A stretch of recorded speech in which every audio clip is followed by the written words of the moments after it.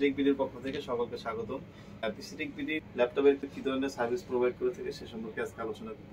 পিসিটেক BD মূলত ল্যাপটপের সকল ধরনের সার্ভিস কিন্তু প্রোভাইড করে থাকে, যেমন নো পাওয়ার, নো ডিসপ্লে, আপনার ব্যাটারি ভালো আছে কিন্তু আপনার চার্জ হচ্ছে না, মাদারবোর্ডের সমস্যা হতে পারে, মাদারবোর্ডের রিপেয়ার, মাদারবোর্ডের সকল ধরনের থার্ড লেভেলের কাজগুলো কিন্তু আমরা রিপেয়ার করে থাকি।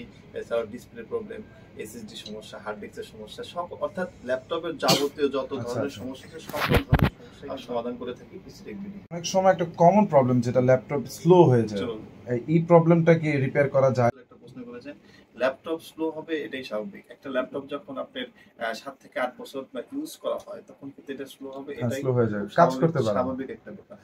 স্বাভাবিক একটা ব্যাপার, স্লো হওয়ার একটা কারণ আছে। 7 থেকে 8 বছর আগে যে ধরনের ল্যাপটপগুলো আপনার এখনো ইউজ হচ্ছে সেই ল্যাপটপগুলোতে সাধারণত এইচডিডি বা হার্ড ডিস্ক ব্যবহার করা হয়।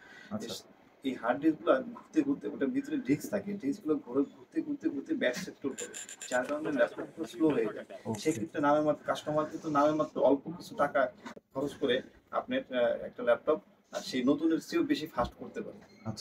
সেক্ষেত্রে আপনার 2 থেকে 3,000 টাকা অ্যাড করলে আপনার একটা এসএসডি বা একটা র্যাম যদি আপনার আপডেট করে না, তাহলে কিন্তু ল্যাপটপ অনেক বেশি আগের চাইতে বেশি ফাস্ট এবং দ্রুত কাজ। জি অবশ্যই আমরা ল্যাপটপের ডিসপ্লে নিয়েও কাজ করে থাকি।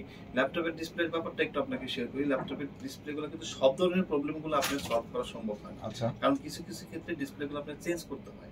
এখন আপনার ধরেন যে ল্যাপটপের যদি আপনার ডিসপ্লেতে ডাটা আছে লাইট নাই, এই ধরনের সমস্যাগুলো যদি হয় তাহলে কিন্তু ঠিক করা 100 ঠিক করা পসিবল হয়। অথবা আপনার ডিসপ্লেটা ফুললি হোয়াইট কালার হয়ে যায়, সেক্ষেত্রে কিন্তু ঠিক করা পসিবল।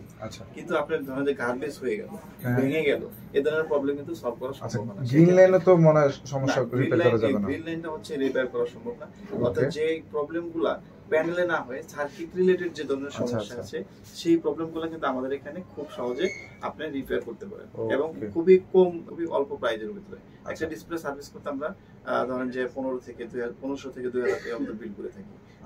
আপনি যদি চেঞ্জ করতে যান সেই ডিসপ্লে আপনার 4000, 5000, 7000। আর ওই ডিসপ্লেটা রিপেয়ার করার কারণে কিন্তু অরিজিনাল ডিসপ্লেটা থেকে যাচ্ছে, অরিজিনাল ডিসপ্লেটা আপনি পেয়ে যাচ্ছেন। তো মশিউর ভাই, ল্যাপটপ সার্ভিস নিতে হলে কোথায় আসতে হবে? Dhaka new Elephant Road Multiplan centre, level 8, 833 PC Tech BD.